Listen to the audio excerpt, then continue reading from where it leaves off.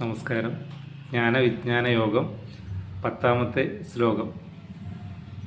അറിവ് നമ്മുടെ മനസ്സിനെ നിശ്ചലമാക്കാൻ വേണ്ടിയിട്ടാണ്.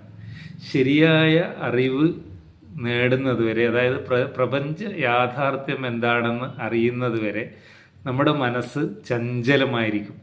പ്രപഞ്ച യാഥാർത്ഥ്യം അറിഞ്ഞു കഴിഞ്ഞാൽ മനസ്സ് താനേ തന്നെ നിശ്ചലമാവും. അപ്പോൾ അറിവ് തന്നെയാണ് അറിവിൻ്റെ ജ്ഞാനവിജ്ഞാനത്തിൻ്റെ പ്രാധാന്യം അതാണ്.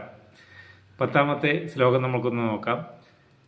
ബീജം മാം സർവഭൂതാനാം വിദ്ധി പാർത്ഥ സനാതനം ബുദ്ധിർബുദ്ധിമതാമസ്മി തേജസ്വിനാമഹം.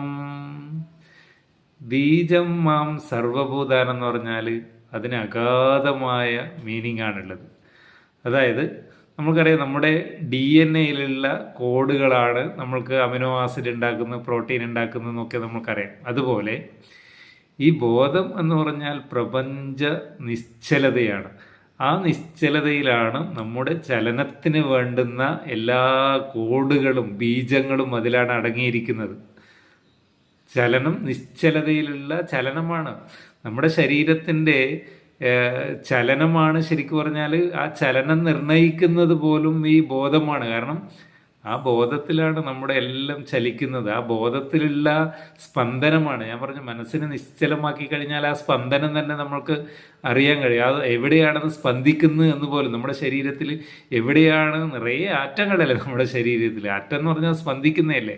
ആറ്റത്തിൻ്റെ സ്പന്ദനം നമ്മൾക്ക് അനുഭവിച്ചറിയാൻ പറ്റും നമ്മൾ ആ നിശ്ചലതയിൽ എത്തിയാൽ. അതിനെന്ത് വേണം? മനസ്സിനെ, ചിത്തം ശാന്തമാക്കണം. അപ്പോൾ അതാണ് പറയുക, എല്ലാ കോഡുകളും പ്രപഞ്ചത്തിൻ്റെ കോഡ് തന്നെ ഈ ബോധത്തിലാണ് കിടക്കുന്നത്.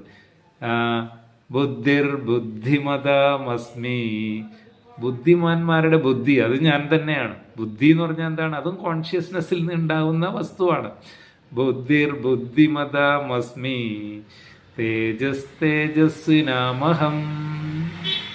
തേജസ്വിമാരുടെ തേജസ് അത് ഞാൻ തന്നെയാണ്. തേജസ്വിമാരുടെ തേജസ്സും ഞാൻ തന്നെ. അല്ലെങ്കിൽ യോഗിമാരുടെ അവരുടെ പ്രഭാവത്തിനുള്ള കാരണം, അവരുടെ വെളിച്ചത്തിനുള്ള കാരണം അതും ഞാൻ തന്നെയാണ്. അപ്പോൾ ഇങ്ങനെ ഈ പ്രപഞ്ചത്തിലുള്ള സർവത്തിനെയും പ്രകാശിപ്പിക്കുന്നത് ഈ കോൺഷ്യസ്നെസ് എന്ന് പറയുന്ന ബോധമാണ്.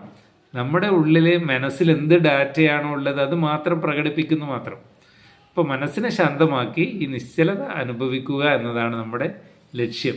Okay, thank you.